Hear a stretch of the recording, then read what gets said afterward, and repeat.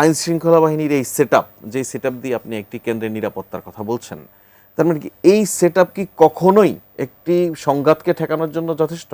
আপনার ভাইয়ের রক্ত আপনার হাত দিয়ে রঞ্জিত হোক, এটা নিশ্চয়ই আমরা রাজনীতির কাছ থেকে এটা প্রত্যাশা করি না। নিরাপত্তা ব্যবস্থা কেমন আসলে আমরা দেখতে পাচ্ছি, আজকের ঘটনাটি আসলে আমাদের কি বার্তা দিচ্ছে?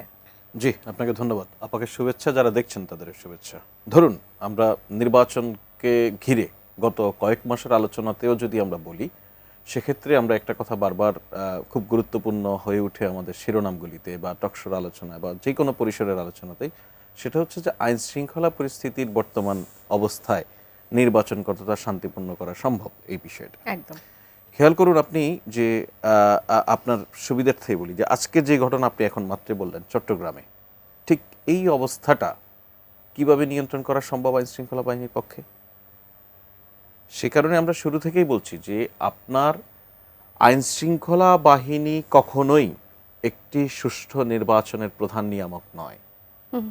নির্বাচনের প্রতিদ্বন্দ্বী প্রার্থী, নির্বাচনের ভোটার, তারা এবং সামগ্রিক পরিস্থিতি, প্রতিদ্বন্দ্বী প্রার্থীদের মধ্যে দেখুন, আপনি আজকে চট্টগ্রামে যে ঘটনা এখন পর্যন্ত যে ধারণাটি করা যাচ্ছে, সেটা হচ্ছে একটি রাজনৈতিক দলের আভ্যন্তরীণ এক ধরনের কোন্দল বা প্রার্থী পছন্দ হওয়া না হওয়া, তার অন্য গ্রুপ থাকা, সেটা নিয়ে এই সংকটটা কি ঠিক কোনো দলের বা ইলেকশন, কোনো সরকারের বা ইলেকশন কমিশনের পক্ষে নিরসন করে দেওয়া সম্ভব নয়। তাহলে এখন আমাদেরকে ইমিডিয়েটলি দলগুলিতে যেটা হয়, বিশেষ করে বিএনপির মতো বড় দল যখন নমিনেশনের একটি প্রাথমিক তালিকা ঘোষণা করে, খেয়াল করুন সেটি খসড়া তালিকা ঘোষণা করেছে। ঘোষণা করার পর এখানে মনোনয়ন প্রত্যাশীদের মধ্যে নানান ধরনের প্রতিক্রিয়া তৈরি হয়।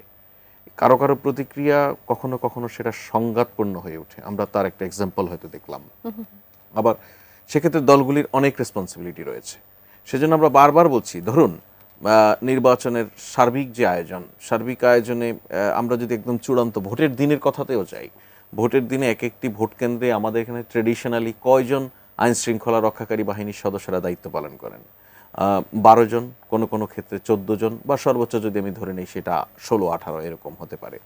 তাদের মধ্যে কারা আনসার সদস্য, মানে লাঠি হাতে আনসার সদস্য, লাঠি ছাড়া আনসার সদস্য, 2 জন পুলিশ সদস্য নিরস্ত্র, 2 জন পুলিশ সদস্য। আমরা কি মেনেই নিচ্ছি যে আমাদের একটা দুর্বল আইন শৃঙ্খলার যে পরিস্থিতি আছে সেটাতে আমাদের, আপনি বলেন যে এটি বড় নিয়ামকও নয়।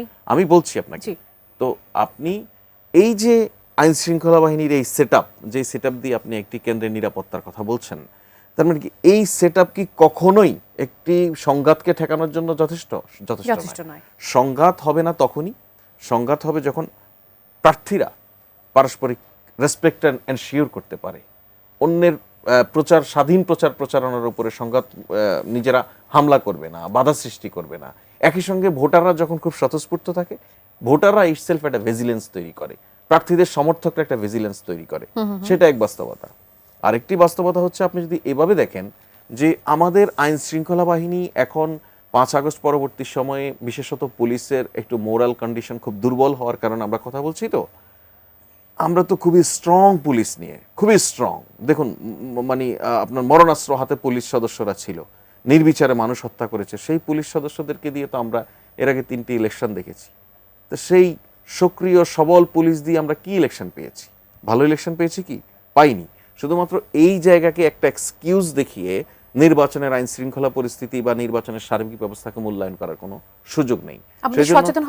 সেই জন্য একই সঙ্গে যে কাজটি করতে হয়, যে নির্বাচনের একটা সুনির্দিষ্ট সময়ের আগে শিডিউল ঘোষণা বা তার আগে বৈধ অস্ত্র জমা নেওয়া, অবৈধ অস্ত্র রিকভারি। এখন অবৈধ অস্ত্র রিকভারির ক্ষেত্রে দীর্ঘদিন থেকে এখানে তো ড্রাইভ চলছে, বৈধ অস্ত্র ইতিমধ্যে 5 আগস্টের পরে জমা নেওয়া হয়েছে। সুতরাং আবার সামনে নির্বাচন, যারা ইতিমধ্যে তাদের বৈধ অস্ত্র ফেরত পেয়েছেন তারা সব বৈধ অস্ত্র ফেরত দিবেন। অবৈধ অস্ত্রগুলো মানে সরকার ফেরত নেবার বিষয়গুলো, অবৈধ অস্ত্র রিকভারি বলছি, অবৈধ সেটা ড্রাইভ তো চলছেই, প্রতিনিয়ত কোথাও না কোথাও অস্ত্র উদ্ধার হচ্ছে, সে হচ্ছে সন্ত্রাসীরা গ্রেফতার হচ্ছে, সেটা একটা ভিন্ন প্রেক্ষাপট। তো আপনি যদি ইলেকশনের একটা কমপ্লিট ফেজ বলেন, সেই ফেজ অফিসিয়ালি যদি আমরা ধরতে চাই, সেটা হচ্ছে ইলেকশনের শিডিউল ঘোষণার পর থেকে।